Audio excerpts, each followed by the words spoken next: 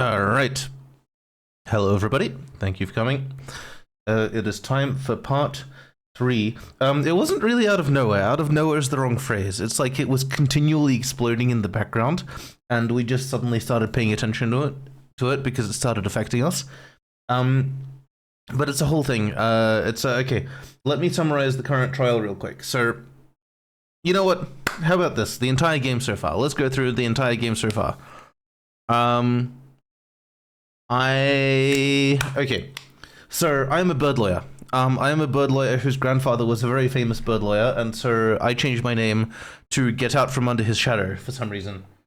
We don't know why yet. And here, I have this assistant called Sparrowson who talks like this because I make bad decisions about character voices.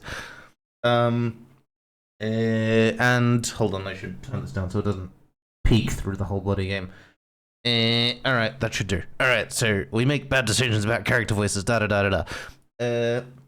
And we've had two cases so far. In the first case, there was a grisly murder at some nobleman's house, and we managed to get the nobleman arrested because it was clearly his fault, and then someone else's daughter admitted to the crime afterwards, so I guess we've killed an innocent man, whoops. But we tried, that's what matters, apparently. And then the second case, someone attempted to poison the king with chocolate, and they arrested a fox, and the fox was actually a PI, and the actual culprit was a judge who had coerced a flower girl into serving the chocolates after buying them. I can't remember. Maybe he shows up in one of the earlier VODs. He shows up in the first VOD. I don't think he's a dog. I think he's a bird, but I think he's like a weird bird. I honestly cannot recall.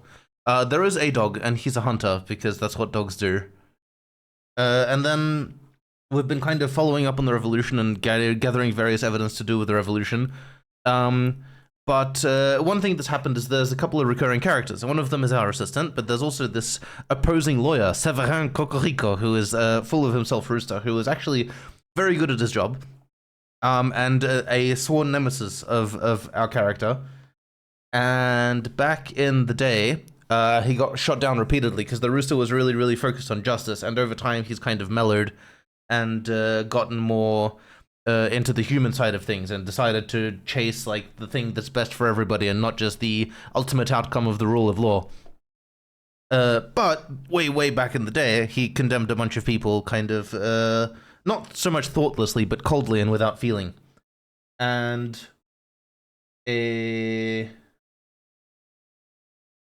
that's kind of coming back to bite him. So he's investigating the revolution with us at the behest of a policeman who is very bad at his job, but is doing okay otherwise, I guess, and has one eye and is also a rooster.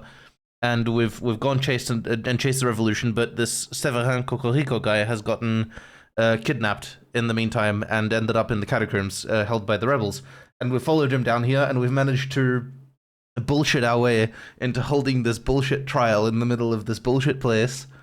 And the trial is about to start, and I had to stop halfway through the day last week because I had to rush off and I think German class or something like that. And now we're ready to start the trial. And when I saved and quit, it put me back at the beginning of the day. So I've just spent like half an hour replaying through the day, following along with the VOD, making sure we're all in the same spot that we left off. So, time for the game, I suppose. Oh, whoops, everything's wrong. One sec, let me... Wait, what have I done? What is happening? What did I click? Oh, it's display capturing. No, we don't want display capture. We want game capture. Why on earth is display capture on? Oh, because I was doing the writing stream. That makes sense.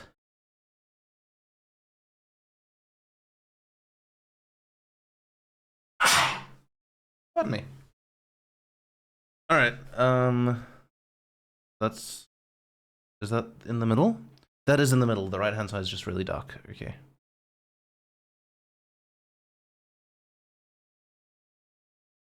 Alright, that'll do. That's chat. Chat looks okay, I think. let's get into it. If chat is wrong somehow or cuts off at the top wrong, I'll just fix it as we go.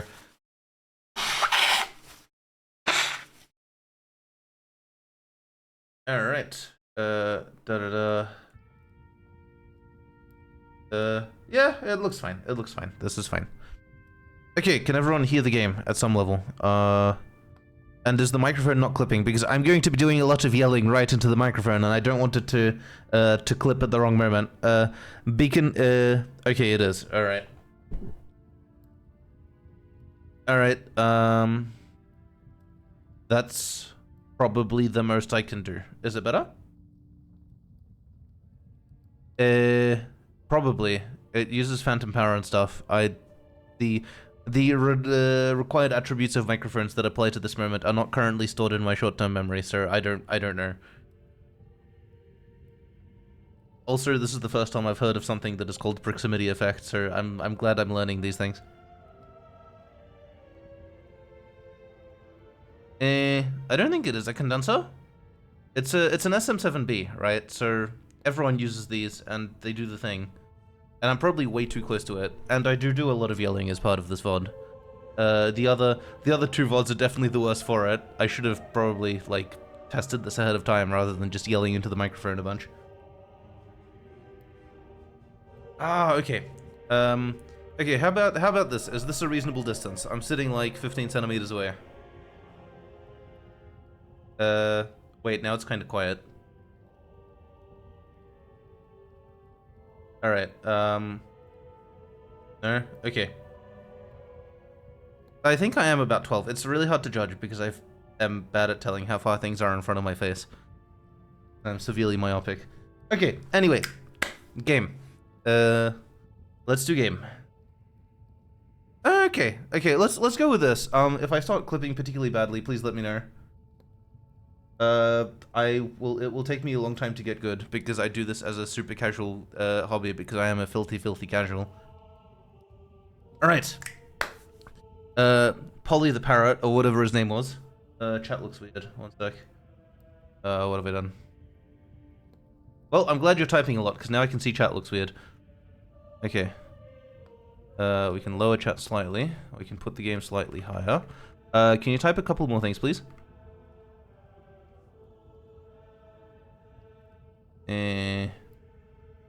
Honestly, that should be fine. That should be fine. There we go. That cleans it up a bit. Words. Okay. It cuts awkwardly off, but that's just sizing because of double lines. Thank you very much for words. All right, perfect. Polly can now be our first witness. They can go stand in the center. Okie dokie. Do I need to say an oath or something? That won't be necessary. We trust you. Just tell us what you saw last night, Pierre. Okie dokie. I saw it as plain as day. The croque monsieur was just minding his own business on Rue de Marmozettes, when all of a sudden this here brute of a rooster appeared with his gun in hand. Bam! The rooster fired, the croque slumped to the floor. Using the last of his strength, the croque monsieur drew his own gun. Bam! The croque fired back. So to clarify, Cocorico shot first. Yes, ma'am. No question there. What happened next? Well, I knew you guys, Fontaine, Remus, and you, ma'am, were only a stone's throw away at the cathedral, so I ran to get you help. We all arrived back on the scene maybe a minute after I had left it, and there I saw the dead croque monsieur and the murderer Severin Cocorico with my own eyes. Thank you for your report, Pierre. It's nothing, ma'am. You see, Falcon, Pierre is not the sharpest knife in the kitchen. True that. But he is honest to a fault. I would trust his word with my own life. I don't doubt the man's honesty, madame. Nonetheless, I would like to cross-examine the witness. Cross-examine? What does that mean? I don't claim to be an expert of the law. That was always my brother's role in the family. So this guy is the brother of the guy who was the judge who tried to kill the king, or tried to kill somebody and get somebody else arrested. I honestly am not sure what his actual goal was, but I assume it was to kill the king. But I think a cross-examination means that Falcon would like to waste our time by asking pointless questions. Actually, it means that I would like to make sure that Piero's story holds up under scrutiny. Yes, I will be asking questions, but only questions that directly relate to the case at hand. Clearly a pointless stalling tactic, madame. Shall we put an end to the trial? No. We will let the bird have his little cross-examination. But I'm warning you, Falcon, don't mess with me. Don't mess with you. If I get the slightest inkling that you are rambling to stall for time, I will end this trial on the spot. Do I make myself clear? Start questioning Cocorico's shoe size or the color of the croque monsieur's underwear, and I will lose my patience. That is unfortunate, because I have an inkling that I'm going to have to look at Cocorico's feet for broken glass. So we'll see how that goes. Yeah, I get it. Alright. What did he say? I saw it as plain as day. Oh shit, no, I think it was nighttime. We're all of a sudden, but they'll, okay. The rooster fired.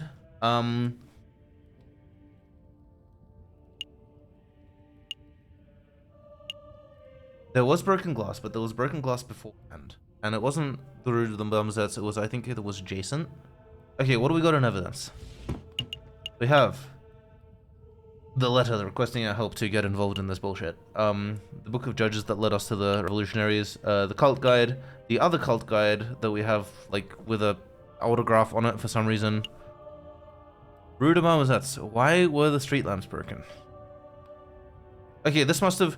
Oh, yeah, okay, we can check for broken glass, actually. That helps. Invoice of delivery of weapons to the sleeping city, and that was the catacombs. It was a euphemism for the catacombs. This is... I don't know why I have this again. Like, we stole it off the friar, but the friar was loaning it to his brother, the judge. Oh, who absconded somewhere. So... I don't know what this gets me, actually, other than blah blah flaunted rule of law, blah blah blah. And then we have these chocolates. I don't know why we have the chocolates. Maybe they were a bribe, but I paid 30 francs instead of the bribing people with the chocolates, because for some reason these seemed important. I don't know. Maybe it was a bad decision. Alright. We can check if it was on Room de Marmosets by checking for broken glass. We can't really question this. We knew Cocorico had a gun, and I think it was a gun sourced from actually either revolutionary surplus or something. It was definitely similar in some way to the guns that... Oh, no.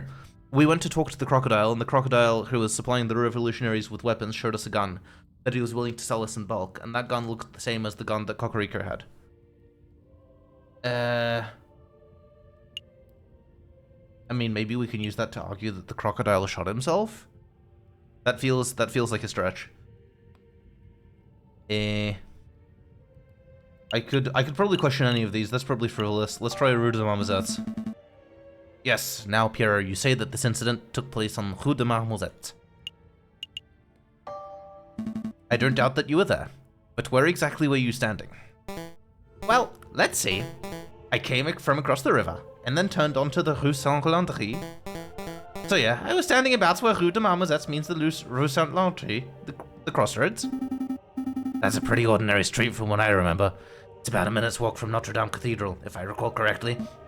You have another question about Rue de Marmosets? Maybe. No, never mind. Never mind, I'll ask something else. The rooster fired. Hero, you say that Monsieur Cocorico fired first. Yep, the bird's expression was stone cold. Did it look like Severin Cocorico was feeling threatened prior to the shooting? Threatened how? Well, did the croque monsieur have his gun drawn? I don't think so. The croc drew his gun, but that was only after getting shot. That doesn't sound like something the crocodile would do. He was too savvy for that. I see what you're trying to argue, Falcon. You think that this may have been a self-defense killing. It's a fruitless line of reasoning. The cockerel approached the crocodile, and he's the one responsible for the encounter. Still... Hey, Falcon. These guys were buddies with the croque monsieur, so you're not going to be able to convince them that the murder was justified. You'll have to focus on the facts of the case, find an inconsistency, and prove him wrong. You're right. Let's try a different strategy. No. Okay, it's gonna have to be that. You claim that you saw the incident as Plain as day. Yep, plain as day. Pierre, I would like to remind you that this crime occurred around midnight in February on an overcast, moonless night in an unlit alley. What's your point? It would have been dark. So dark that you could not possibly have correctly identified the people involved. Hey, I swear I saw what I saw. Hold on, Falcon. You slipped up.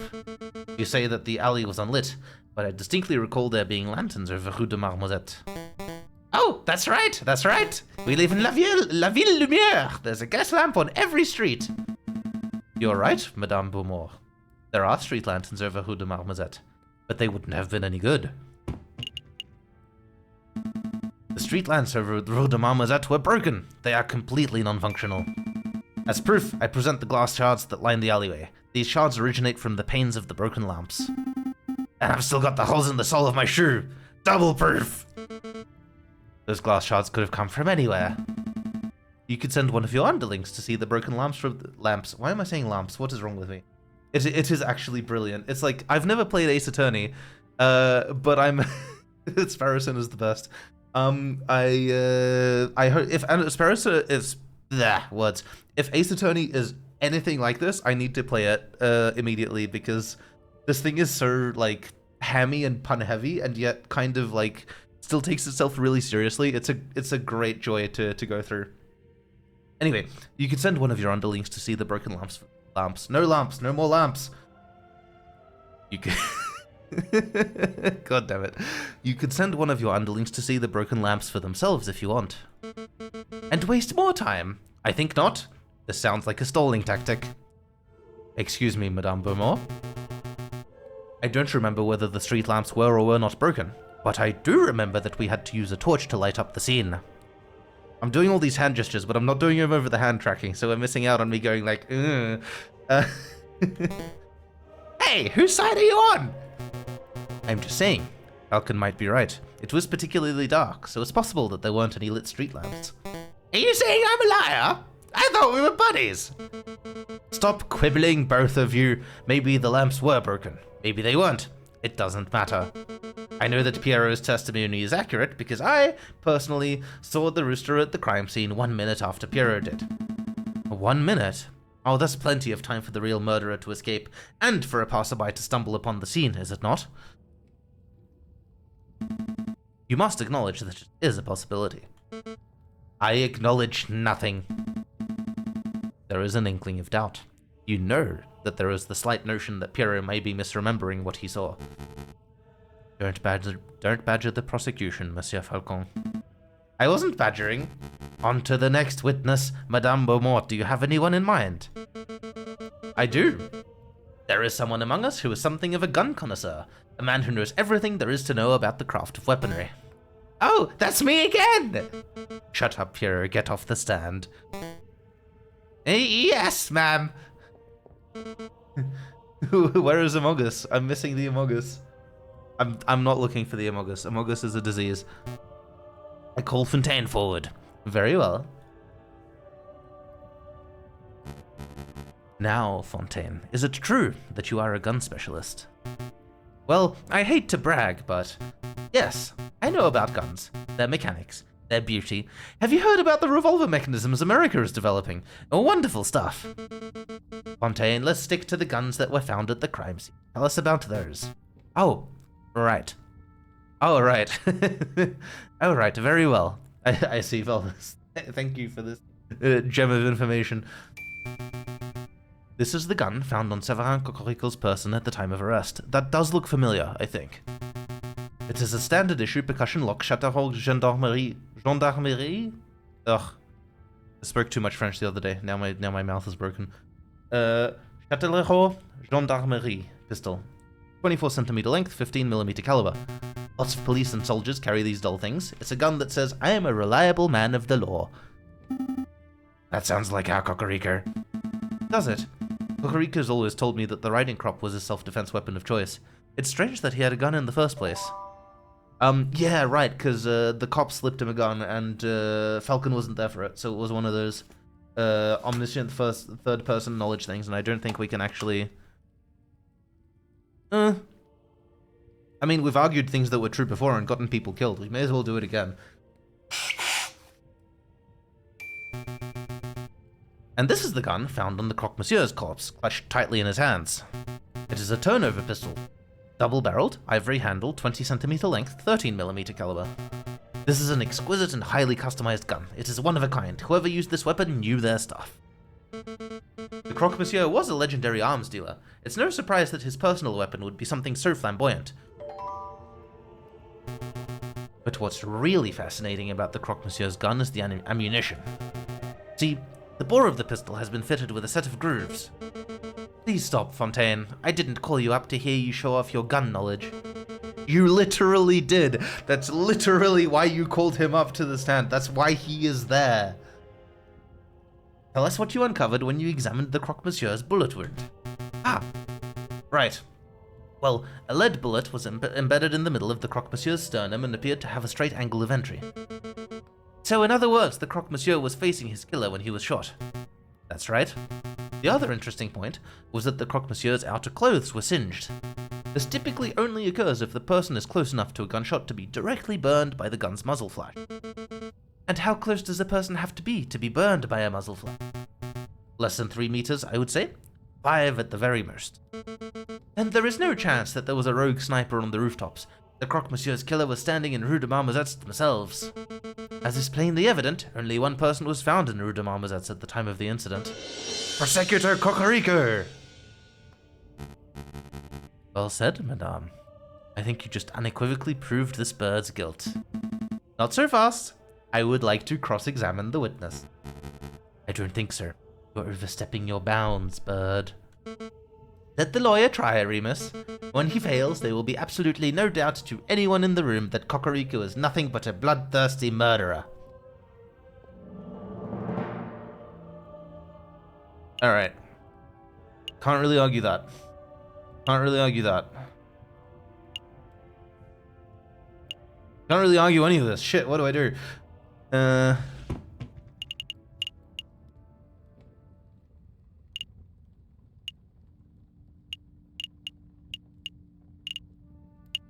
Damn, okay. Yeah, I got nothing.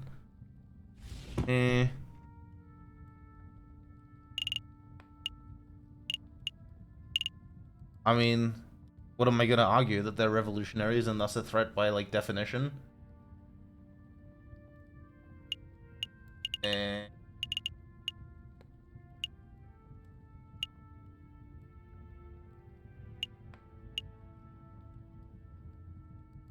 No, I got nothing. I think I'm just gonna have to kind of delve in head first. Okay. Standard issue 15mm caliber. Okay, let's try to argue this. Fontaine, I have a question regarding Cocorico's gendarmerie pistol. Oh, that's a good one. Is there any way to tell whether a gun has been recently fired? That is an excellent question. Yes, there are a couple of ways. For around a minute after firing, a pistol's barrel is going to be hot to the touch. That's a dead giveaway. But you could also check for gunpowder residue on the barrel and chamber. That would indicate that a gun has been fired since being cleaned. So, by your own analysis, would you say that Cocorico's weapon was fired last night? It's difficult to say. None of us thought to check the pistol's barrel temperature at the time of the incident, so we can't use that method. If I check for gunpowder residue now, I see a little in the barrel. That could indicate a recently fired weapon, but it could also indicate a lack of proper maintenance. So, basically, you don't know whether this weapon was or wasn't fired last night. No, monsieur. If we cannot be certain whether Cocorico even fired his gun, then this whole trial ought to be thrown out. Nice try, Falcon, but Cocorico is still our prime suspect. He was standing over the Croque Monsieur's body with the weapon in his hands. If that gun is not the murder weapon, then what is? This isn't working. Try another approach, Falcon. No, we know what caliber means.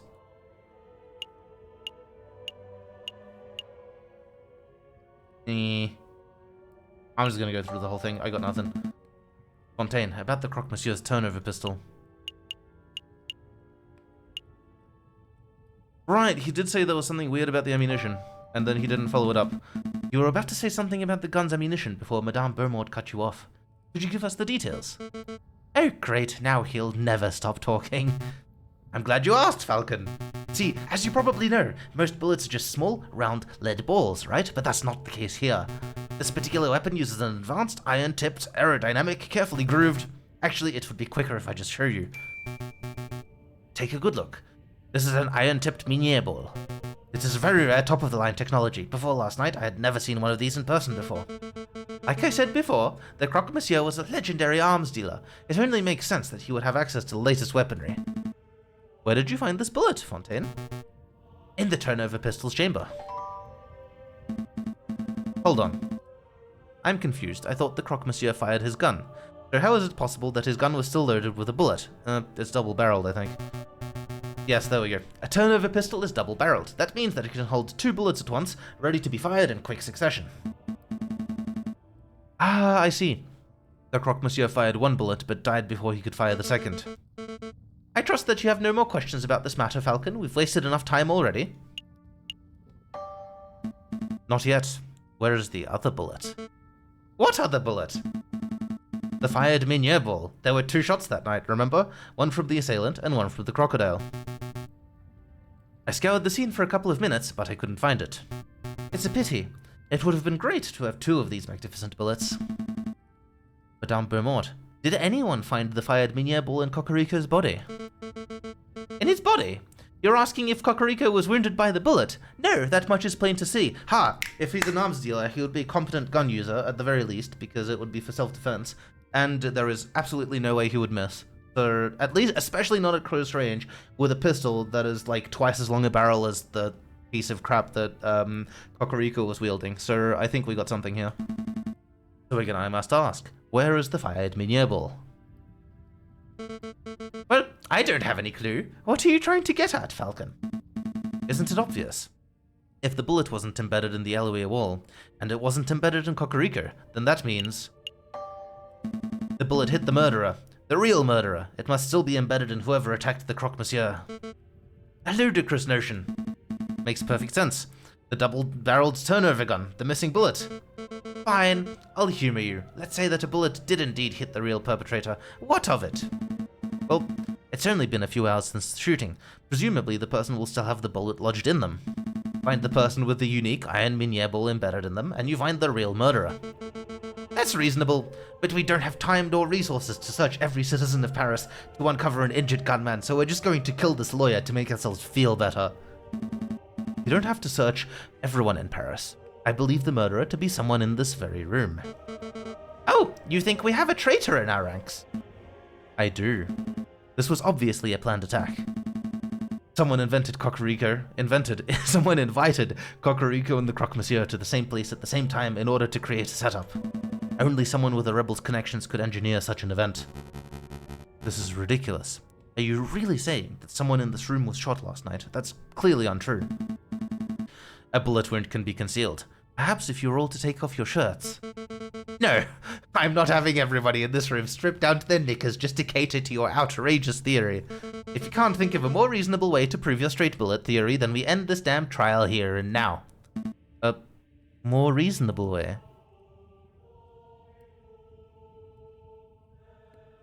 Oh no. His theory was true, it had to be true, but also he had no way to prove it. Madame, I assure you this will only take a moment. If everyone could please just take off their outer garments. Remus, why don't you go first?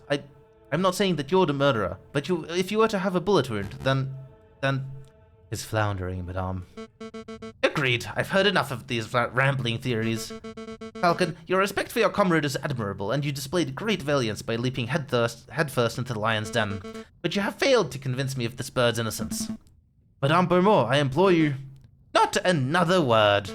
We humored you, we set up a court and went through the motions of a trial, and now the rooster's guilt has been formally... It has no such thing has been proven. We have more evidence.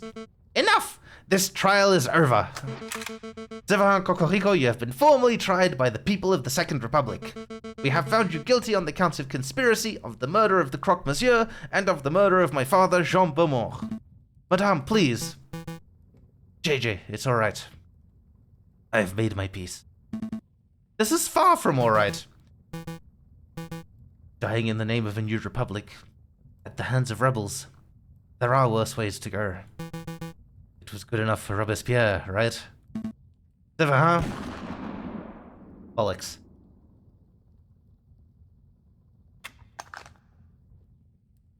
Well, I guess I found the person with the bullet in them, but that's not much help.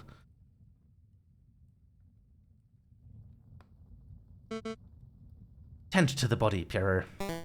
Yes, ma'am! Do you plan to kill us too? Why would I do that? You have done nothing wrong. I see no reason for you to be tried, let alone executed. Your mercy is admirable, madame, but I fear if we let these two go, they will tell the police everything. It would compromise us. No, we promise to keep our beaks shut. Right, Falcon? But we cannot trust the word of potential traitors. Madame, for the good of France, we must execute the birds right now. Some man of God you are. I hate to admit it, but you have a point, Remus. This is an unpleasant situation. What to do? Okay, I know. I'm going to give you a choice. You have two options. The first is that I shoot you right here and now. That's not something either of us particularly want, but if it must be done. What's option number 2? Join us. We need lawyers to help bring the new republic into fruition. Your skills would be very much appreciated. Our skills? Somebody has to draft new laws. Somebody has to file paperwork to secure the new republic's internationally recognized legal status. Oh my god. The bullshit, she escalates. Somebody has to prosecute the officials who corrupted this country. Wouldn't that be a glorious job? You mean, prosecute the Prime Minister? Or the King? We can discuss the specifics later, but now I need to hear a decision. What will it be? We're totally joining them. Fine, we'll work with you. Good, then a verbal contract has been made. So, what happens now? Pierrot and Fontaine will lead you to Le Canard Joyeux. I will finish up here and meet you in 2 hours. Needless to say, they shall be keeping a close watch on you. Don't even think about running. Of course. Then we're done here. Fontaine, lead the way. Yes, madame? Come along, you two.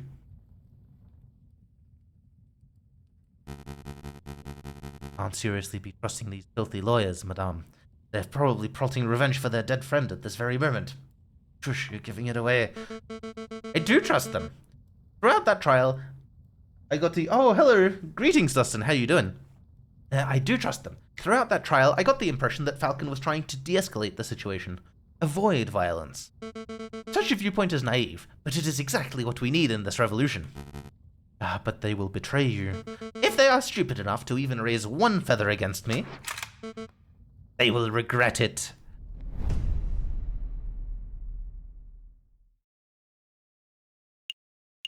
Yes, I wish to continue. Oof, that was intense.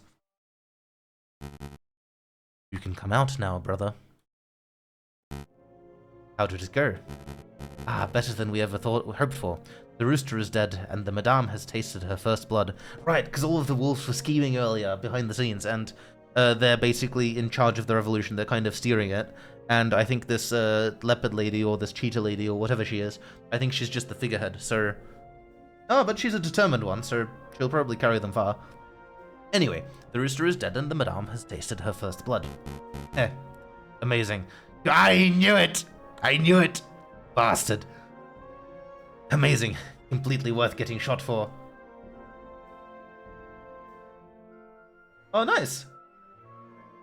That sounds exciting. A meddlesome Falcon tried to disrupt the execution. Falcon? Really? That tenuous wretch? We don't know a Falcon. Well, I don't think we know a Falcon. Don't worry. Oh, no, we are the Falcon. Of course I know a Falcon. Yeah. Oh, thank you for the water time redeem. I honestly forgot I had water. That is a good reminder.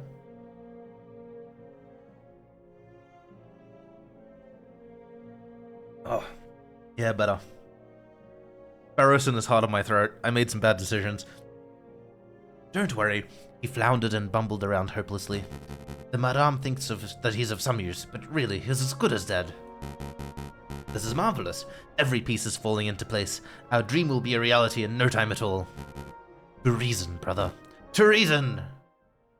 Ah, shit. I had that thing, the pamphlet, and the pamphlet was signed by Silvius. I mean, that wouldn't have been proof in the trial, but there is a connection there that maybe I can draw up on later.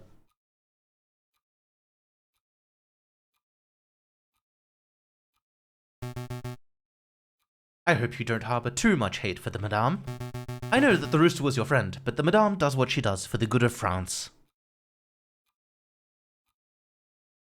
Boy, oh boy, this is awkward. It is a bit. Perhaps a round of drinks are in order. After all, this is a tavern. What do you two say?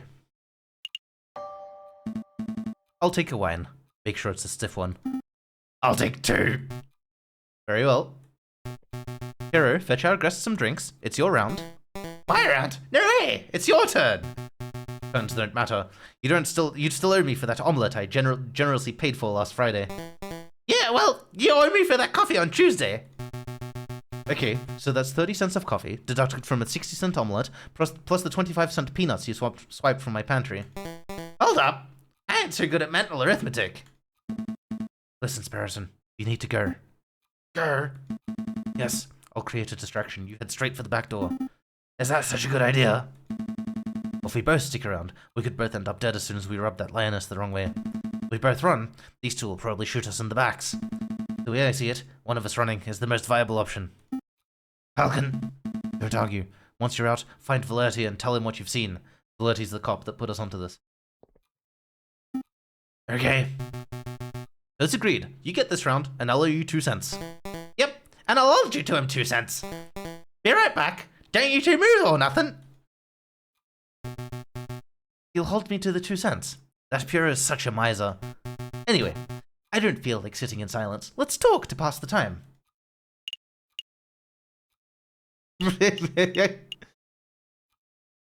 I mean, if I'm gonna distract him, that's the most effective distraction. Fontaine, I have a gun question. A gun question? Do go on.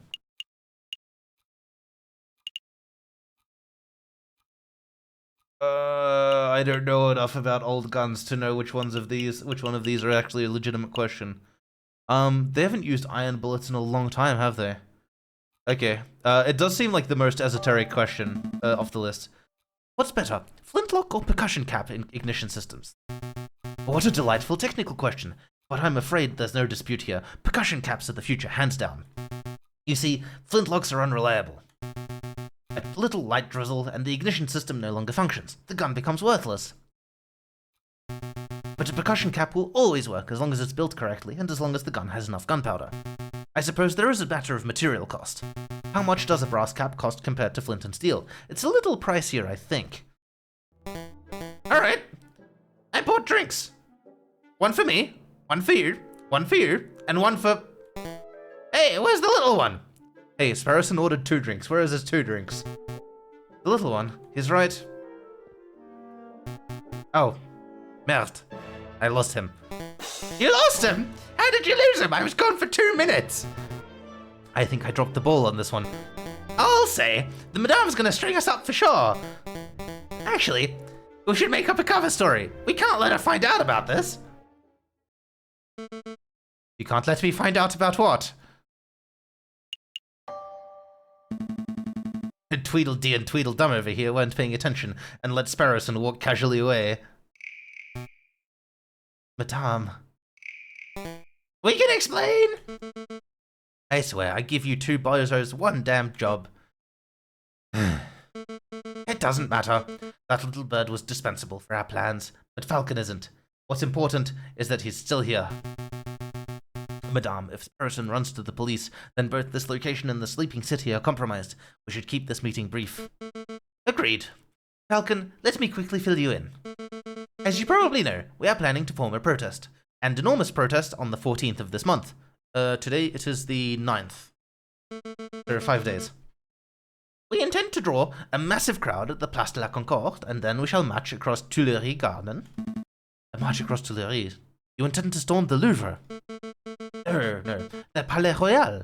That's where the King and Prime Minister will be residing. I would like it to go peacefully, but I will still arm everybody in my party anyway, just in case. Peaceful uprisings have a habit of turning violent, don't they? Exactly! And we can't let the leaders of this country escape amidst the chaos. They must be tried for their crimes against the French people. That's not a protest, that's a thingy. There's a word for this. Coup. That's it, it's a coup. On that note, I want you to lead the prosecution. Oh my god. You want me to prosecute the King of France? The King and the Prime Minister. They are both responsible for the rampant inequality that plagues this country. On the day of the revolution, we will drag both of these overpaid bourgeois onto the streets, and you shall prosecute them then and there. I think I understand. Prosecuting the pair for crimes against humanity, I suppose. It could certainly be done. If I were to interview a lot of citizens, gather a lot of evidence, file some paperwork, I could probably prepare a case in around 2 months. We don't have the luxury of time. Use your ingenuity on the day, just like you did in the catacombs. You can't be serious. There is no alternative. The wheels of the revolution are already turning, and the revolution will ignite in under a week. The question on my mind is, what do we do with you until then? You can leave him with us, ma'am. We'll keep a good eye on him. After seeing the atrocious job you two did guarding the little bird, I think not. I'll just have to guard you myself, Falcon. You shall spend this week at my side while I complete our preparations. At your side. All day and night.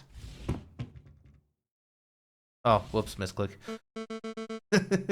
Absolutely. I'm not going to let you out of my sight for 1 minute. That seems excessive. You can trust me, madame. No, I can't. You've promised to help me, but I know that you don't actually believe in the cause of the Second Republic. If I give you 1 grain of freedom, you will undoubtedly flee. This meeting is over. Come along, Falcon. Well, shit, okay. Do I even get to choose where to go? Alright, cutscene. And then, while we were sitting in the tavern, Falcon gave me the opportunity to escape. He created a distraction and I sneaked away and went straight to the police. And he called a meeting, and well, here I am. So, yeah, that's the whole story. I see. So Severin Cocorico died at the hands of the rebels. That's right. And Falcon revealed his true colors as a traitor. Traitor? No, that's not right, Inspector. Falcon's not a rebel. He's just playing along so he can save his own life. Don't be so naive, Sparrowson. Put the puzzle pieces together. Falcon willingly leapt into the lion's den for the specific purpose of siding with the rebels. He let you escape because he could see that you weren't truly sympathetic to the rebel cause. That doesn't make sense at all. Falcon's never shown a rebellious streak. Tell me, Sparrowson, what do you know about Falcon's past? Ah, and here we get into it. Not a lot. He's a private person. Has he ever told you what he did during the July Revolution, before he changed his name? No, he hasn't told me anything, really. Sparrowson, let me tell you about the man they call the Viridian Killer. Well, I'm screwed. Well, we have 4 days. We have 4 days. And we have 3 places to go. But this stuff tends to escalate, so...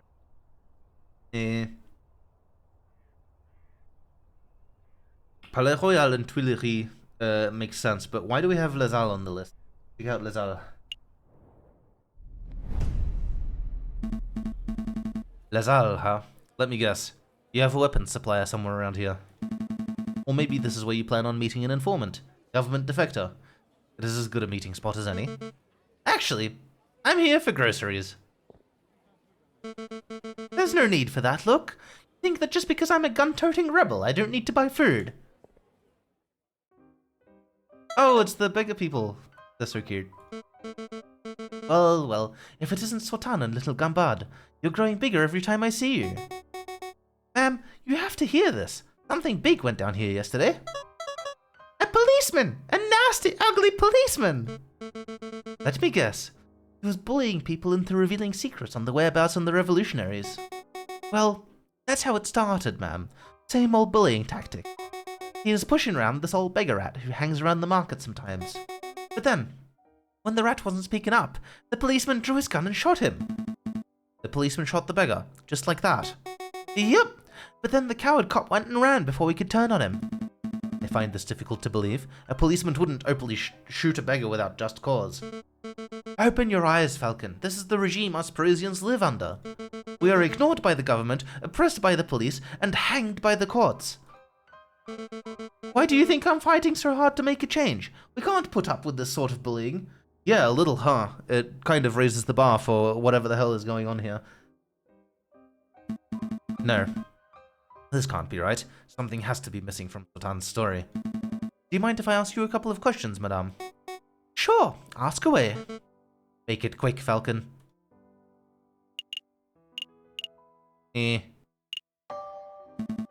Just who was this beggar rat? I didn't really know him well, monsieur. None of us did. He was kinda a loner who hanged around asking for scraps of food and cents. I don't even know his name. That's so sad. You have no family. No means of support. I guess? I think so. They're kangaroo-y for sure. They do seem a bit... What's the word? There is a word for this that I also can't remember. Anachronistic. Is it? Oh no, because, yeah, no, it may be a touch and... Oh, maybe not. Maybe not. But, like, what are they doing in France? Oh, no, if you refer... Hold on, if you're referring to a specific piece of art, then I haven't seen it, and you're probably correct. Did he have no family, no means of support?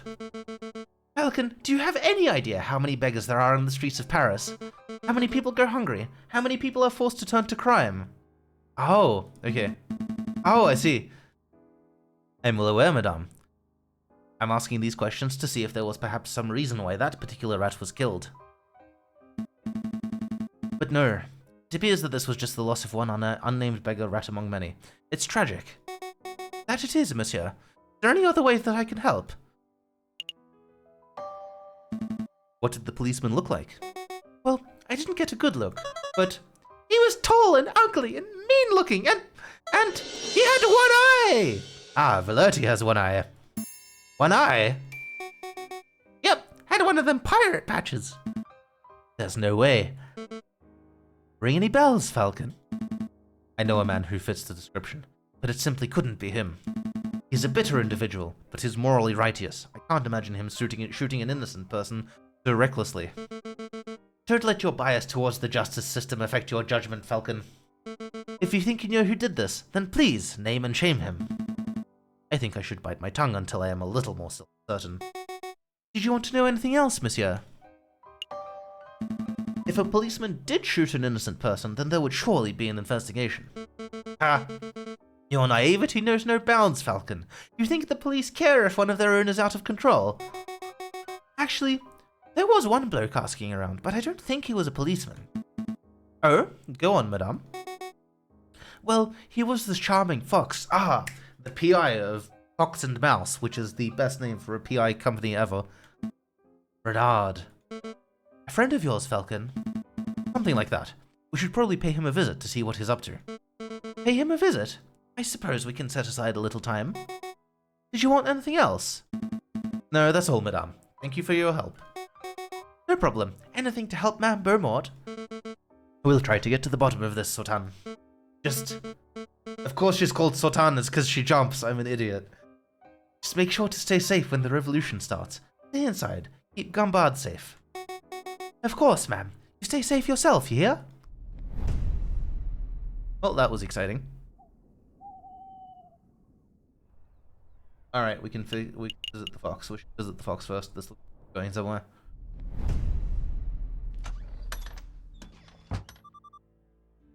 Visitors, Monsieur Valpes. Visitors. Really, Falcon. What do you hope to accomplish in this sleazy back alley establishment? Sleazy? Madame, my back alley office is perhaps a little cluttered and eclectic, but I resent the accusation of sleaze. Maybe I should do the introductions. Monsieur Valpes, this is Madame Beaumont, friend of mine. Madame, this is Renard Vulpes, private investigator at your service. It is a pleasure to meet you, madame. Ah, how stoic. I'm sure you have some pressing question to ask, Falcon, but before we get started, there is something I must tell you. Monsieur Sparrowson dropped by earlier. He informed me of your situation. Sparrowson? Is he alright? Oh, yes. He's now working with Inspector Valerti, attempting to unravel the rebel plot. Just as I thought, it appears that your lackey has solidified his position as a traitor to the Second Republic, Falcon. Perhaps. Perhaps not. Sparrowson doesn't strike me as a person who sides with any ideology. I mean, that's accurate. He sides with chocolate, and that's about all we've established. But you know, he asked me the most peculiar question. Would you like to know what it was? I keep misclicking, don't I? What have I clicked? Oh, yeah. Of course. Such information is quite valuable. It would cost, say, 30 francs. Fine. I made a lot of money gambling earlier, it's fine. Yeah, I know how this works. Here's your money, monsieur. Very good. Sir, on to the question. Sparrowson asked if you were the Viridian Killer. The one responsible for the random bombings during the July Revolution 18 years ago. Why on earth would he ask that? Perhaps the inspector had been telling stories. So what did you tell him? The truth, of course. That is, that I have no idea who the Viridian Killer is, but that I knew that it couldn't possibly be Falcon. Oh? And how do you know that I'm not the Viridian Killer? Shut up, Falcon. Falcon, please. You're a semi-drunk, bumbling oaf, not a ruthless killer. Anyway, I've started my own investigation into the Viridian Killer. It's fascinating stuff. Apparently he was seen in multiple places at once, which leads some to believe that he was actually more than one person. Huh. And do you know why they call him, or should I say them, the Viridian Killer? Viridian is a greenish color, isn't it? No. I don't have a clue. Crimson Killer would be a much cooler name. It appears that no one knows the origins of the name, which leads me to suspect that he, or indeed they, chose their own name.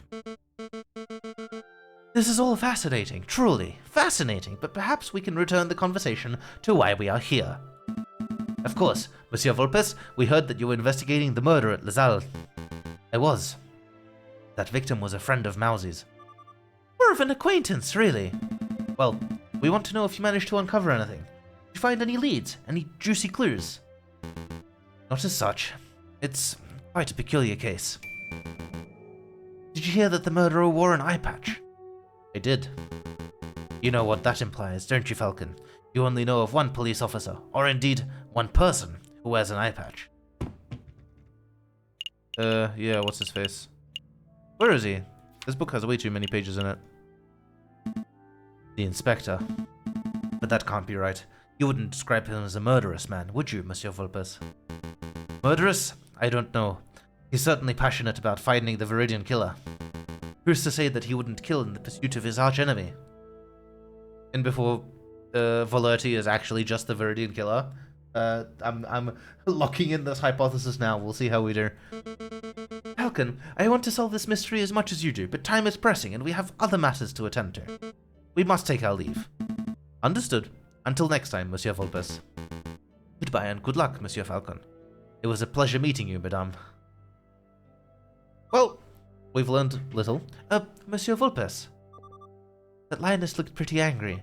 Is this revolution going to end in blood, Monsieur Vulpes, just like in 1830? Yeah, probably. Everyone has guns. It's not going to go well, that's for sure. Yeah.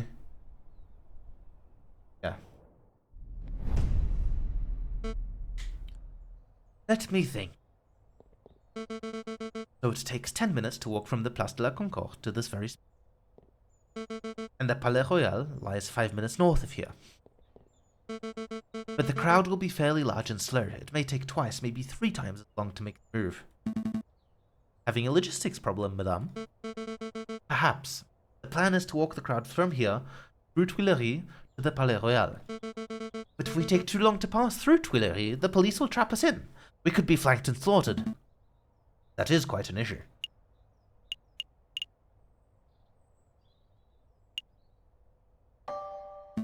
Why not just run? The crowd will mostly be fit and able-bodied. You'd probably get most of them across Tuileries in under 10 minutes, maybe even 5. That's ridiculous. Who's ever heard of a protest of joggers? You would look silly, but consider it a practical solution. You want to spend as little time in Tuileries as possible, right? So run! I'll pass the idea along to Piero and see what he has to say. He's the one in charge of leading the crowds, after all. Oh great, this whole thing will be an extreme train wreck. I look forward to seeing it. That bird-brained parrot would probably just shoot the idea down, right? Probably. But I appreciate your input. I don't know if you genuinely want to help, or if you're just telling me what I want to hear out of fear, but thank you, Falcon. It's no problem, madame. For the Second Republic, right? Right. For the Second Republic. Well, I can't believe we wasted an entire day on that stupid conversation, but there we go. The Palais Royal. Just look at that disgusting den of fat cat bourgeois and hypocritical politicians. The king is probably in there as we speak. Well, yes, it's literally the royal palace. It's probably in there. Probably sitting in his high chair, stuffing his bloated face with cake and wine, while he boasts about being the perfect citizen king. Did you come here just to moan about the king? No, I've come to assess the potential battleground. On the day of the rebellion, I might order Piero to set up a barricade over there. What do you think? There. Right outside the Palais Royal. Of course, it's the perfect place for a defensive garrison. We can gather furniture from nearby buildings, build a wall, and position rifles to fend off the police. I don't know a lot about this, but it sounds idiotic on an instinctual level. When the time is right, it will serve as the ideal location to launch our assault on the palace. So, you weren't just throwing empty words in the tavern. You actually do intend on dragging the king out of the palace through violence. Of course, he will never abdicate on his own volition. It's not as if I want to see bloodshed, Falcon. It's necessary. It's inevitable. I mean, we have to be realistic. There's no way to bring change to a country without using violence, is there? I think there are ways. People look back on the violent moments of history, the executions, the wars, the bloody revolutions. But who's to say that a country could not be overturned just through the chance of the people? A pacifist revolution. Interesting. I would love for such a thing to be possible. Maybe it would be better to avoid building the barricades. At least, until it's clear that violence is inevitable. That's good. That's a good compromise, madam. Okay. I feel like I've affected something, but I don't think I've affected it particularly well. Okay. It's a revolution day, everybody. Let's get ready. It's also Valentine's Day. Probably not a meaningful coincidence. This is it, Falcon. This is the day we make our stand. Everything is coming together. As we speak, Fontaine is gathering the protesters at the Place de la Concorde. Piero is making preparations to build an armor barricade near the Palais Royal. Just as a precaution, you understand. The only question that remains is, are you ready? To be perfectly honest, no. I'm not ready at all. You want me to prosecute the king and prime minister if and when you drag them from the palace, right? Well, I've had no time to prepare. I have no evidence on hand. This whole trial is going to be one big fiasco. You're too fixated on the formalities, Falcon. This revolution will succeed, and those in power will see justice. That's all that matters. But, madame... Come on, let's see how the protest is going. Fingers crossed the lack of barricades actually has a meaningful impact on this thing. Falcon and Beaumont arrive at the Place de la Concorde. The air is thick with the chants, shouts, and cheers of hundreds of protesters. A line of mounted soldiers stand shoulder to shoulder outside the entrance to Tuileries. This is amazing. I had no idea the Second Republic had this many supporters. But of course, you didn't think that we were just a few animals huddling in a cave, did you? The desire for revolution runs deep in the city. Everything's in place at the Palais Royal, ma'am. Just say the word, and we'll set up the biggest barricade you've ever seen. Then we can all storm the building and drag that cocky king out his chair. There's been a change of plan. We're still going to protest, but we're going to do it peacefully. No firing from behind barricades, no violence, no capturing the king or prime minister. Madame, are you feeling all right? Quite all right, thank you. But what of your desire for a better France? You cannot achieve that without bloodshed. Well, we can certainly try. Falcon convinced me. Falcon? Pacifism seems like the Christian approach, wouldn't you say, Friar? I see. Sure, that's how it is. Excuse me, madame. I think the friar disapproves of the new strategy. He probably thinks I've gone soft. And maybe I have. But I'm not deviating from this path. Even in each and every rebel leaves my side. Don't worry, ma'am. You aren't alone. We're not here for the violence, madame. As long as you strive for a better France, we'll always stand with you. Ugh. The stupid bullet wound. The damn thing's opened up again. What's the news, brother? Is everything in place? We have a problem. The Mademoiselle refuses to use violence. Turned timid. Turned timid? How? It appears that the lawyer, Falcon, is something of a lion tamer. J.J. Falcon? That bird is proving to be more trouble than the rooster, I swear. Brother, listen. If there is no violence, then there will be no power gap. One leader will just peacefully replace another. We need chaos for our plan to work. Guess we'll have to follow through with our contingency strategy. I'll find the victim, you find the suspect. Don't push yourself, brother. You're still injured. Okay, well, obviously they were planning something else, but interesting to see that it's something of substance. Look at these scum. Foul vermin, the lot of them. Mark my words, Sparrowson. Every one of these petulant dissenters will take the first opportunity to turn aggressive.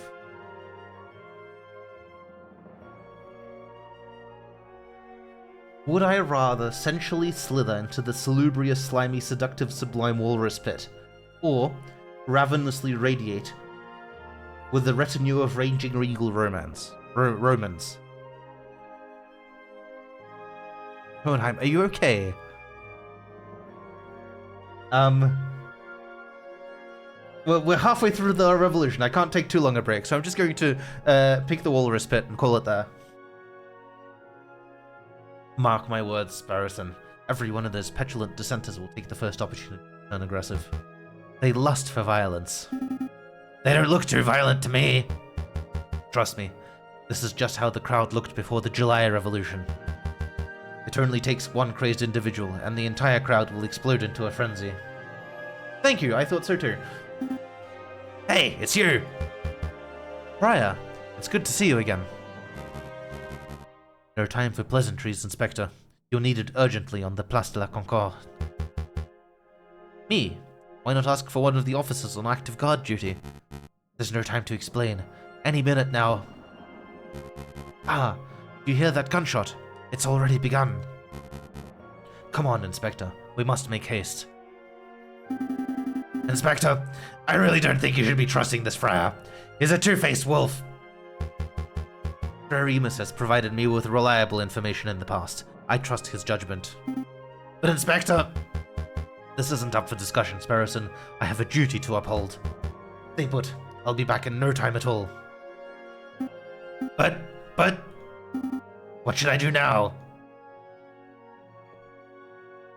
Eat the chocolate, Sparrowson. It's what you were made to do. A gunshot.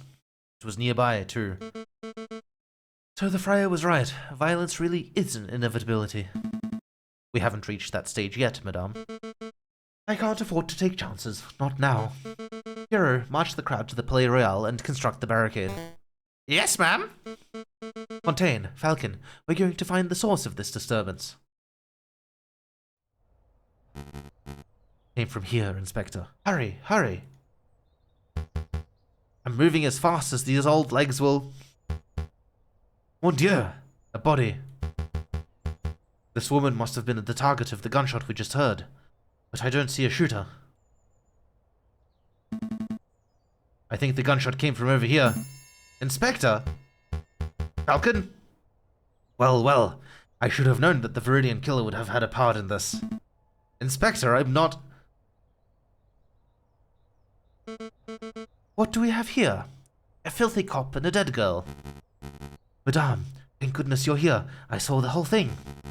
This poor, innocent mademoiselle was approaching the police line with her hands in the air. When all of a sudden, this brute of a police inspector yelled, "Get back, you filthy rebel." He drew his gun and shot the bird point blank through her heart. What is this nonsense? What are you prattling on about, Friar? Thank you for your input, Remus. It hardly surprises me that a member of the police would be the one to cast the first stone. I think we're all being a little rash. Let's just take a breath, examine the situation, and... Wait a moment. You wear an eye patch. You only have one eye, Inspector. How observant. Tell me, were you the policeman who killed the rat at Les Halles, too? Les Halles? What are you talking about? 2 incidents of a one-eyed policeman gunning down an innocent victim. There is no way that that is a coincidence. What we have here is a filthy, corrupt individual who takes pleasure in oppressing the common citizen. Am I right, Inspector? I really shouldn't be surprised that a stupid rebel makes stupid assumptions and comes to stupid conclusions. But open your damned eyes, mademoiselle. I'm not the assailant here. Don't call me mademoiselle. Or stupid, for that matter. Your guilt is plain to see. Given the circumstances, I ought to judge and execute you right here and now. Falcon, don't just stand there gawking. Vouch for me. Madame, I know this man. His name is Inspector Valerti. He is ruthlessly law-abiding. So much so that I can't envision him shooting a man without just cause. Oh, shut up, Falcon. I'm done with your idealism. I listened to you. I took your words to heart about avoiding violence. And now, a girl is dead. Well, I'm done taking chances. Remus, help me escort this invalid to Pierre's barricade. I'll decide his fate there. With pleasure, madame. Come along, Inspector.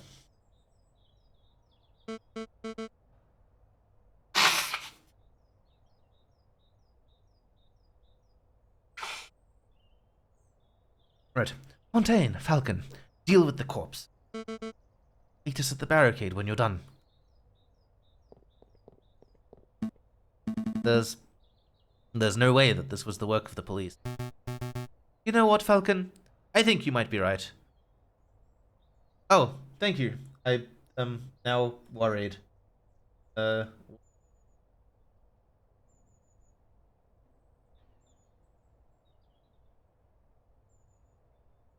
That's a terrible reward. I will listen to it later. Thank you there. An isolated gunshot. This far away from the police line. It doesn't make any sense at all.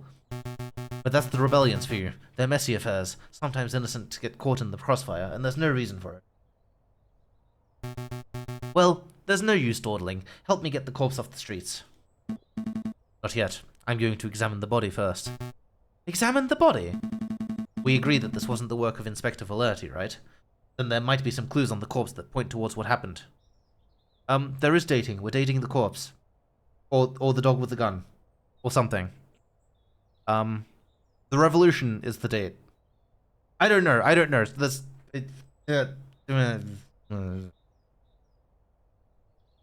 There might be some clues on the corpse that point towards what happened. An impromptu coroner's examination, eh? Fine, you have 2 minutes. After that, we're heading to the barricade, whether you're done here or not. What is this mark? It almost looks like a handprint, made in blood. Probably the Mademoiselle's. I don't think so. It's the handprint of her left hand on the girl's left shoulder. Yeah, there we go. Destiny. I'll go for Destiny. I'll take Destiny. It's better than any of the bullshit that came out of my mouth. There's no way a person could comfortably reach that spot on their own back. I suppose so, but if the handprint doesn't belong to the girl, then who does it belong to? The murderer. It has to be. The question on my mind is, why is the handprint made in blood? Did the murderer sully their hand on the girl's gunshot wound, or were they injured prior to the shooting? There's so much to uncover here, and no time for a thorough investigation. Everyone's been so fixated on who did this that nobody stopped to ask who this girl was. I don't know, monsieur. Given her clothes, she's probably just another working girl. Just another. I didn't mean to sound glib, but it's true. This is one mademoiselle among the thousands who live in Paris. Who was she? Where did she work? Will her family miss her? I don't know. But in the long run, I don't think anybody will care. I care. I can't afford not to. I don't know who this mademoiselle was, but I'm going to see to it that justice is brought about for her death. This is the bullet wound, right? What can you tell me about it, Fontaine? Well, it looks like the bullet took a fairly straight angle of entry through the mademoiselle's back. The shooter was probably standing right behind the victim. What's the bullet size? You know, its caliber. Let me guess. You're hoping that the caliber of the bullet is different to the caliber of the inspector's gun. That would conveniently get that one-eyed police officer off the hook, wouldn't it? But I'm afraid I can't help you. I couldn't possibly know a bullet's caliber without having a good look at the bullet itself. And as you can plainly see, the bullet is 3 centimeters deep in flesh. So, you need to see the bullet itself. Help me retrieve the bullet, Fontaine. Retrieve?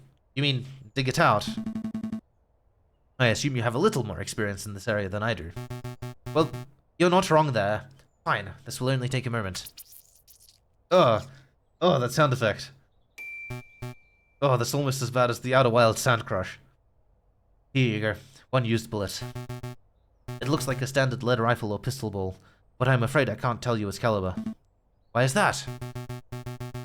The bullet fragmented upon impact, monsieur. I gathered all the pieces, but I cannot assess its diameter with any accuracy. Still, I would guess that it was 13 to 17 millimeters. Sorry that I can't be more specific. That's an enormous help. Thank you, monsieur. What else we got? It's a long shot, but maybe this girl is faking her injury.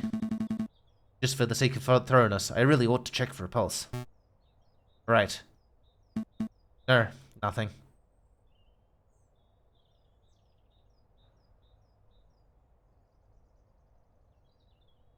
Else? I don't know. I feel like I'm missing something. Come on. Give me the clicky noise. Show me the evidence.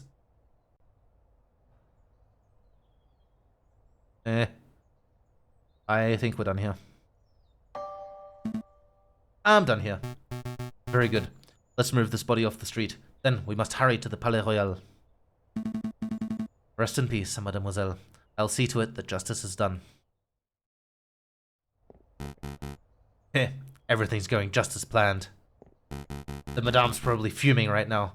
She'll attack the Palais Royal, the Prime Minister will flee, and then...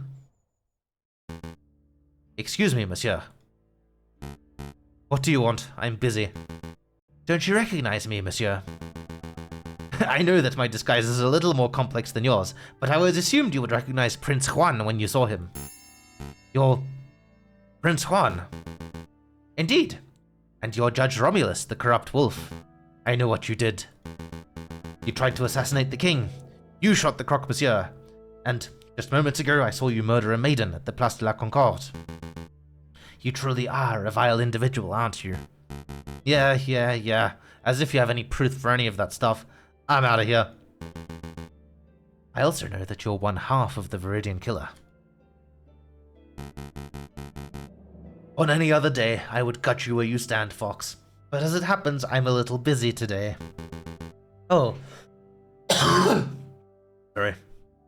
The Viridian Killer is too busy to kill me. Is that the truth? Or is that bullet wound of yours starting to affect your prowess? You must have lost an awful lot of blood. What do I do? What do I do? Oh, hello, Monsieur Valpes. Ah, Monsieur Sparrowson. Perfect timing. Who now? Oh, you're that fledgling. I guess this is what they call being stuck between a rock and a hard place, huh? Monsieur Sparrowson, be a dear and help me restrain the Viridian Killer. This guy? He's the Viridian Killer? He looks more like Judge Romulus to me. Well, you would be right about that too. Oh wow. So it's two scumbags in one. Alright then. Oh, mind the wound. Quit your whining, Your Honor. Very nice takedown, Monsieur Sparrowson. You may want to check his pockets for weapons. He is something of a notorious killer, after all. Of course. Let's see what we got here. Aha! Here we are. A pistol. Probably the one used to kill the maiden, I suspect. What else can you find, Monsieur Sparrowson? It's also the exact same sort of pistol that Valerti is probably carrying, so that's not good news. This! Ah, ha, ha. An eye patch. Weird. What would this wolf want with an eye patch?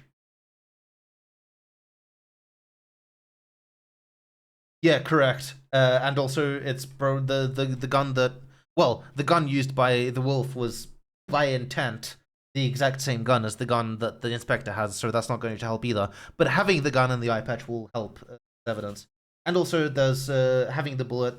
Look, at least we know that it's a normal bullet and not like one of those, what's the word? Rifled things, magic rifled things that the crocodile had. So, in that sense, at least it narrows it down a touch. Oh no. And this is bad. Very bad indeed. I don't get it. What's wrong with an eye patch? There's no time to explain. Mousy! What is it, Monsieur Valpes? What is it? Take this eye patch to JJ Falcon. If my fears are correct, he'll be somewhere around the Palais Royal right now. Tell him that this belongs to Remus's brother. Hurry now. Right away, Monsieur Valpes. Right away. Oh, true. True, and, what's his face? Valerti wouldn't have fired. So that's important as well. Yeah, good call. I must go too. I need to find the other half of the Viridian killer pair before something terrible happens. Wait, Monsieur Vulpes, what am I supposed to do with this guy? You have his gun, don't you? March that wolf to the nearest police station and collect your reward for capturing Judge Romulus. What a strange day. Outside the Palais Royal, the rebels have constructed a makeshift barricade out of furniture, branches, rocks, and anything else they can find. From behind the wall, the rebels taunt the police and royal guards with chants. I'm growing impatient, pig. Confess your crimes. I have nothing to confess, you filthy rebel. You and all your rebel friends, however, should confess to 1,000 counts of treason and public disorder. I will see each and every one of you hanged for your flagrant disregard of the law. Your stubborn attitude is disgusting. A few days ago, you were seen at Les Halles. Witnesses saw you murder a beggar in cold blood. Today, a friar has testified to seeing you murder a girl, again completely unprovoked. I don't know why you continue to plead your innocence. But it doesn't matter. I don't need a confession to know that you're a killer. Madame Beaumont, stop! The inspector didn't shoot that mademoiselle. Keep your beak closed, Falcon. I'm done listening to your suggestions. This policeman is as guilty as every other monster in our decrepit justice system. It's my duty to execute him. Madame, Falcon has uncovered some pretty convincing evidence. I would recommend that you hear him out. Please, just give me 5 minutes. 5 minutes, and I can convince you of this inspector's innocence. 5 minutes is precious at a time like this. I can't afford it. What if you're wrong? Are you willing to see another dead innocent? Thank you, Madame. Having my life saved by the Viridian killer. How humiliating. Quiet, pig. Your life is mine until I say otherwise.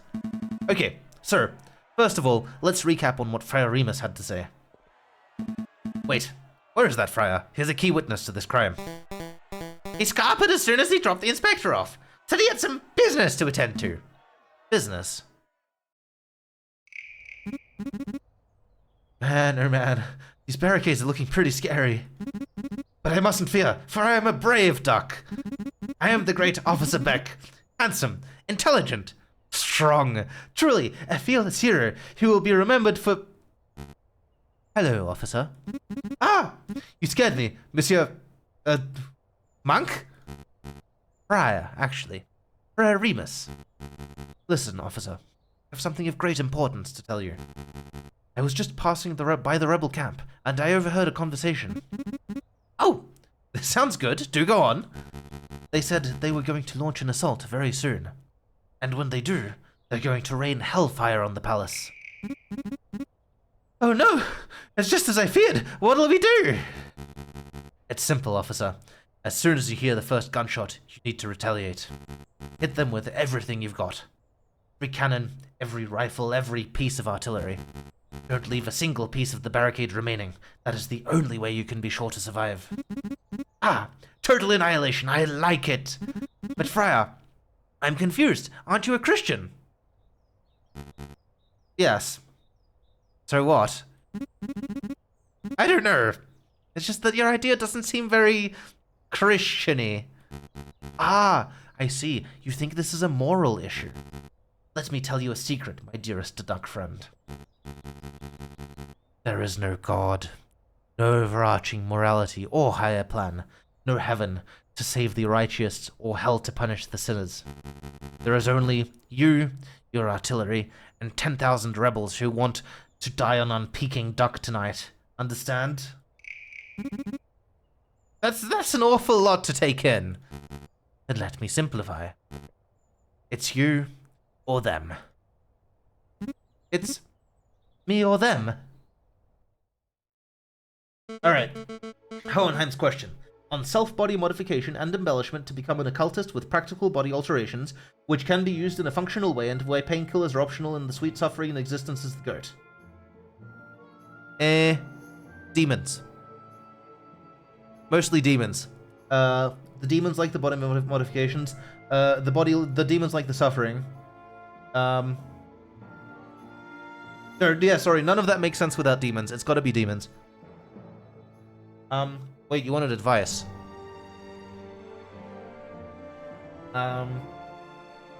Don't? And if you do, pick a good demon. It's important to get a quality demon in return for your sacrifices.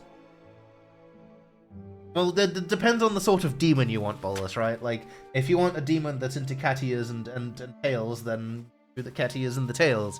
If you want the sort of demon that's into bottomless pits of human suffering, then that's what you pick. I'm not your dad. Demon all you want, just be careful about it. Forget about the Friar Falcon. We all remember what he had to say. Present your case based on what you can recall. Okay, I will. But you may want to wipe that mouse off your shoulder first. Sorry, wipe what? Oh, it's you, Mousy!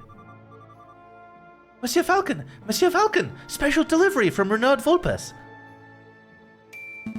I keep getting too distracted and clicking outside the game window. Too distracted, too excited. Whatever, both. Thank you, Mousy. What is this? An eye patch! It was found in Remus's brother's clothing. Remus's brothers. This is an eye patch belonging to Judge Romulus. That's interesting. Where's the bomb?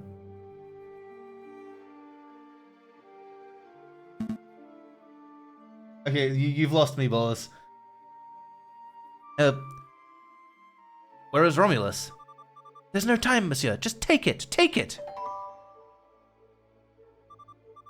I have to run, monsieur, but you have to do your best. Monsieur Volpes and Sparrowson believe in you. Sparrowson. You've seen Sparrowson. How is he? There's no time, monsieur. Good luck! Are you quite done, Falcon? Very much so. Let's begin this trial. Okay, so let's remember what the Friar said. Oh, no, it's an eye patch.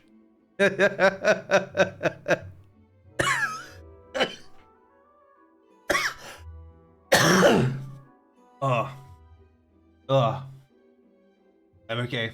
I'm okay. Okay. So let's remember. Has Bolus ever seen any explosives in his life? Anyway, so let's remember what the Friar said.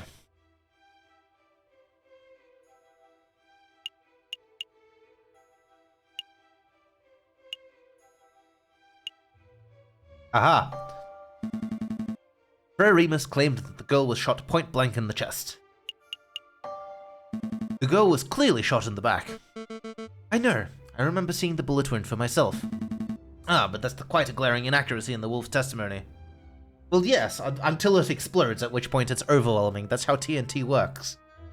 It is an inaccuracy, but it is an irrelevant inaccuracy.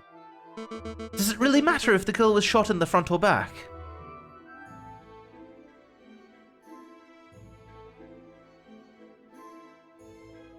Yeah, I think it's a bit too early for TNT, actually. I think we're in the late 40s, early 50s.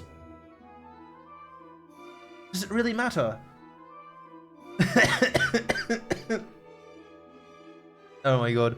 Does it really matter if the girl was... Okay, either way, a girl died at this pink's hands. It does matter. If the girl were shot from the front, then this might indicate a police confrontation turned ugly. But if she were shot in the back, then what? This could indicate that someone targeted and assassinated her before she could even react. That doesn't paint the inspector in a particularly flattering light, Falcon. Madame, you're missing the point. A shot to the back breaks the currently established narrative. The girl was targeted and murdered in a stealthy professional attack. Therefore, this was not an ordinary police confrontation. made an assumption, Falcon. You've assumed that, just because the girl was shot in the back, she must have been stealthily killed. There are other possibilities. Perhaps the girl was scared by the police, started running away, and was shot in the back as she fled. Ah, that scenario isn't possible, though. If the girl was running away, then she would have been at least a couple of steps away from the killer at the time of the shooting, right? Right. But I know that the killer was standing right behind the victim. They were less than 1 meter apart when the gun was fired. They were standing that close? How could you possibly know that, Falcon? We saw a bloodied handprint on the girl's shoulder. What do you make of that, madame? Well, I assume any bloody stain would belong to the victim. A mark made with the girl's dying breath, perhaps. No. It was the print of a left hand on the girl's left shoulder, near her upper back. The angle and positioning of the print indicate that it could only have been caused by another person. That's why I'm so certain that the killer was right behind the girl at the time of the attack. I see. That's quite a theory. But Falcon, you've left an important question unanswered. Why was the handprint bloody? The print was made with the victim's blood, yes? So it can't possibly have been made prior to the shooting. The killer must have wiped his hand on the girl's clothing after she had already died. And if that's the case, then my suggested scenario is still possible. That girl may have been running from the police when she was shot. No, I'm still trying to work out the details. But I know that the print was made prior to the shooting. Maybe the shooter was injured, and his hand was already covered in blood. You talked big about breaking the established narrative, and now you present me with that baseless drivel. Well, where do we go from here? How does this handprint nonsense really affect the situation? Shouldn't they have been able to check for powder burns on the clothing, which wasn't an option when I was investigating the scene? Come on, guys. Do you find something funny about this situation, Inspector? I do. This whole trial is patently absurd. It's an animal court through and through. Yes, literally. Well lampshaded. Thank you, sir.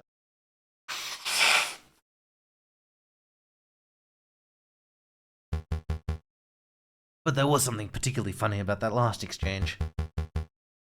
You were both so focused on when and how this handprint was made that you missed the larger issue. He's missing a hand. Wait, is he missing both hands? I don't have a left hand, you idiot! I couldn't have possibly left that mark. Oh, right. Of course. Well, madame, what do you say to that? Maybe the handprint came from an accomplice. Or maybe it had nothing to do with the incident. Or it feels good to see someone else speculating wildly for a change. Okay, fine, I don't have a solid explanation. I must concede that it's possible, maybe even likely, that the person who left that mark was the murderer. Therefore, as much as it pains me to say it, I must concede that the inspector probably did not shoot the girl. So that's it! The inspector is off the hook. No. There's still the matter of the incident at Les Halles. What incident is this? I know nothing about it. Ah, as if you don't know. A beggar rat was shot and killed in Les Halles a few days ago. The attacker was described as a scowling police officer who wore an eye patch. Sound familiar to you? Why did you need to remember about the rat? Go on, Falcon. Explain the pig out of this one. Well, until 5 minutes ago, I was at a loss. But I was recently presented with a piece of evidence that makes the answer all too clear. This was a false flag operation. False flag? Explain yourself, Falcon. Madame, what do you know about Remus's twin brother, the man known as Romulus? Not much. Only that he was forced to flee the country by our oppressive government around a month ago. Ah, that's a half-truth, madame. You see, it is correct that Romulus is being hunted by the police. But I've had the suspicion that the wolf was working in Paris itself, although I never managed to find definitive proof of this. You want a false flag, Bolus? There was literally a red herring in the first case, listed as a piece of evidence. Like a literal herring.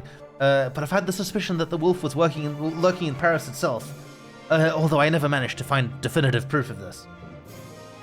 Oh yes, true, yes. The rat is important in the moment, of course. Oh, thanks, I'm glad you're enjoying it. Thank Valentine, who's actually the one who put me onto this game. It's brilliant, I'm really loving it. Anyway, it turns out that my suspicion was well-founded. He was recently apprehended, I think. You think? I don't know the details, but it doesn't matter. What's important is that a reliable friend found this on Romulus's person just moments ago. An eye patch. Romulus has perfect vision. Why would he need something like this? There is only one plausible explanation. It is part of a disguise. Something to conceal his identity and make him appear as someone else. A disguise? You're saying that Romulus shot the beggar rat just to frame this police inspector? Exactly, madame. It is no coincidence that Frere Remus happened to find the very same inspector just as another murder occurred today. So, Remus was in on it too. Two wolves working together to make this policeman look like a murderer.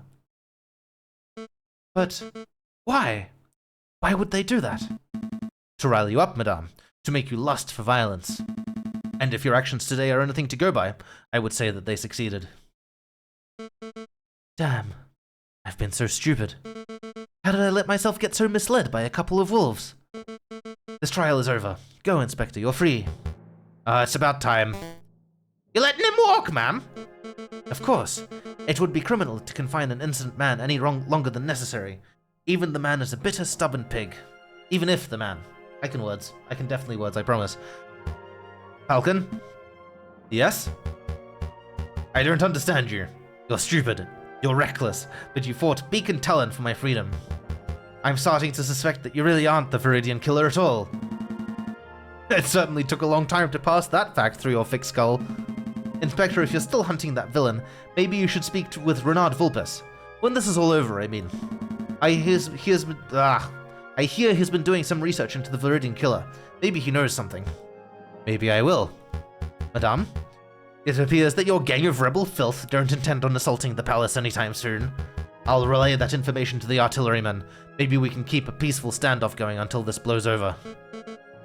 Thank you. I appreciate that. All of you, stay out of trouble. So, what happens now, ma'am? We're going to continue our protest. Peacefully. We're going to stand here, chanting and shouting, until the Prime Minister and the King both step down out of sheer humiliation. It might take days, weeks, but if we manage to change this country without one more person being harmed, then... Cue gunshot? Ah, cue this guy. Okay. Well, look who returned. Madame, I just saw the police inspector strolling out of here, unharmed. Why did you let him go? That's simple, Remus. We all had a discussion. And we came to the conclusion that I had been misled by a couple of wolves. Oh. How many lies have you fed me, Friar? Just how much damage have you done to further your own goals? Did you help your brother kill the beggar rat in Les Halles? Did you watch the girl die by the Place de la Concorde? Now that I think about it, even the Croque Monsieur's death was surrounded by details that made little sense. Oh no? Don't shoot the wolf.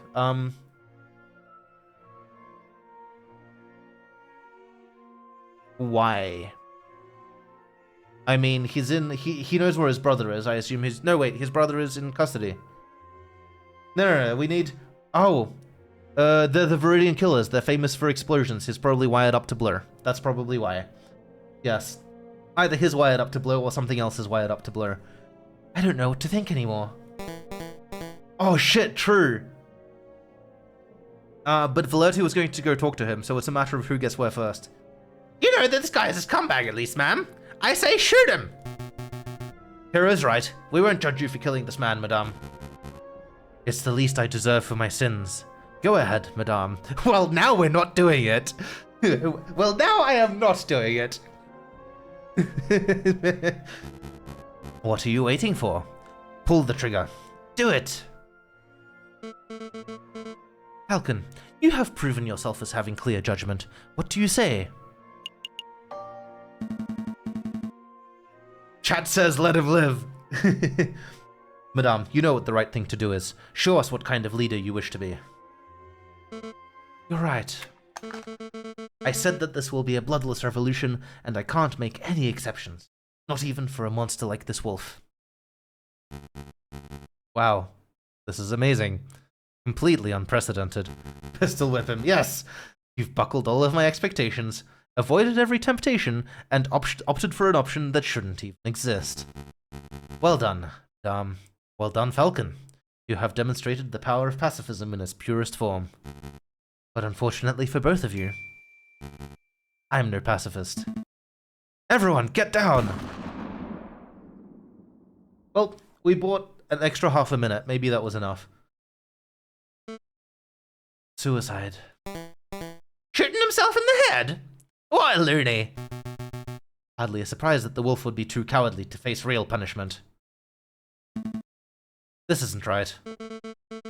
It's not the solution I wanted either, Falcon, but I can't say I'll mourn the friar's death. No, that's not what I meant. I meant that it doesn't make sense for him to kill himself so abruptly. And that comment of his, it was almost like, I think we need to get out of here. All of us, right now. Falcon, what are you talking about? Ah, that was a gunshot! Really close, too. I can't afford to hesitate. It's me or them. Officer, hold your fire. No way! I can't afford to take chances. It's me or them. It's me or them. Fire every cannon.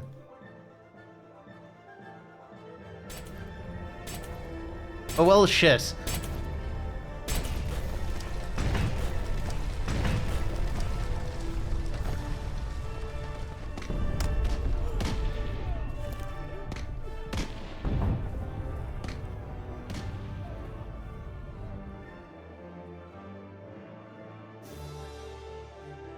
I wonder if this is any measure of historically accurate. My knowledge of France in the 1800s is exactly 0. Except there was a Napoleon at one point, I think. Did anyone hear me? Hero, Fontaine. Hello? Anyone? I'm here, madame. Falcon? Of all the people. I think I made a mistake, Falcon. No, really? Where did I go wrong? Probably at literally every decision you made in the last, 5 months. Was it when I lost my temper over seeing that dead girl? Or was it earlier, when I shot that prosecutor? Yeah, both. Definitely both. Or was it earlier still, when I first listened to that monstrous friar in the first place? Honestly, that guy was actually pretty convincing. I've made a lot of mistakes. We've all made mistakes, madame. Most people's mistakes don't spark bloody revolutions. Can you move, madame? I don't think so. Give me a minute. I think I can clear some of this rubble.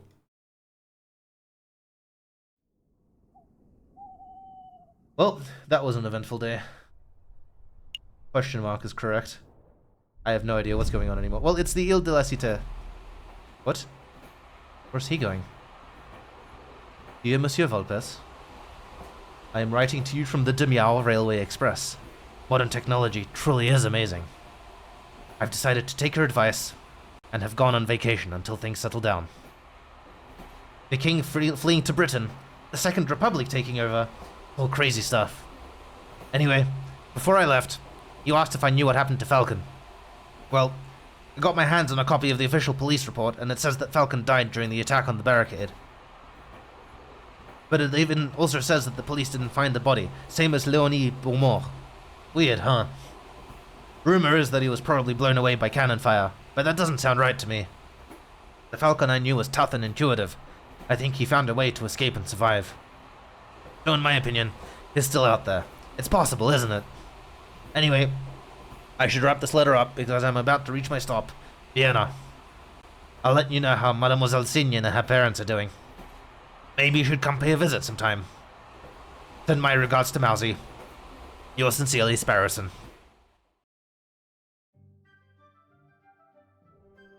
Yes, I see a person selling Milliarm strudel.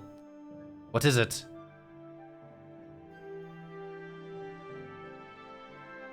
PPS, delicious, that's what.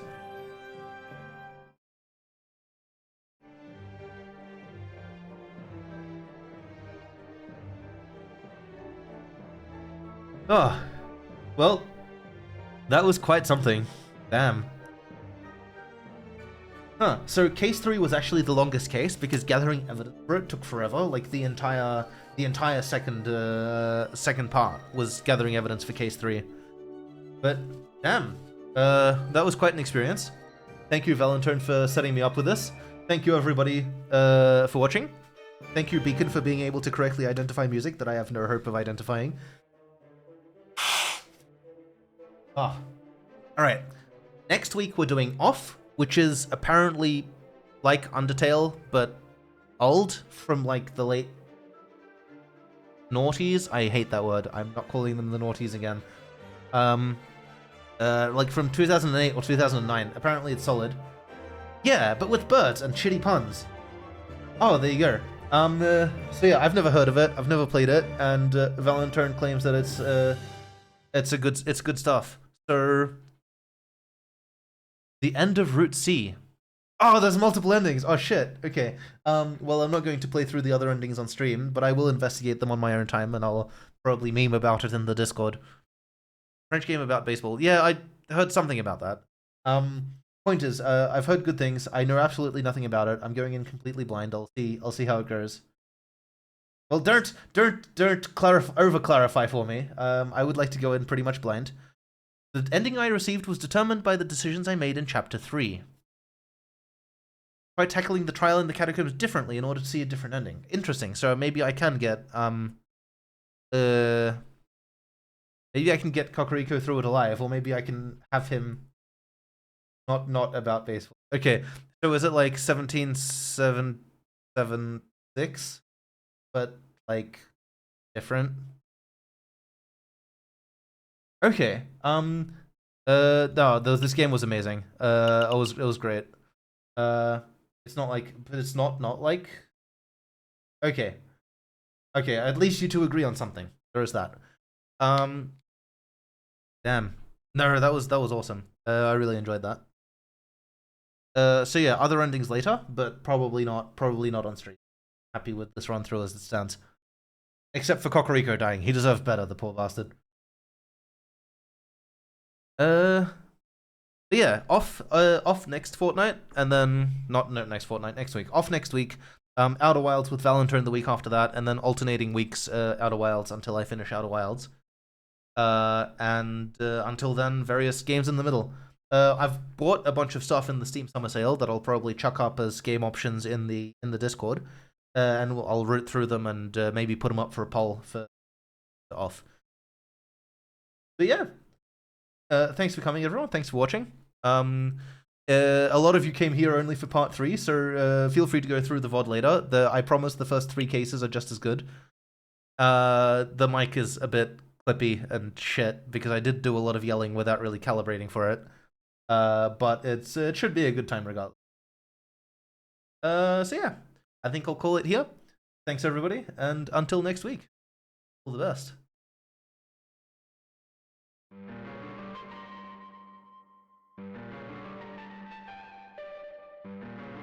And I'll put the fluffer away. Goodbye everybody.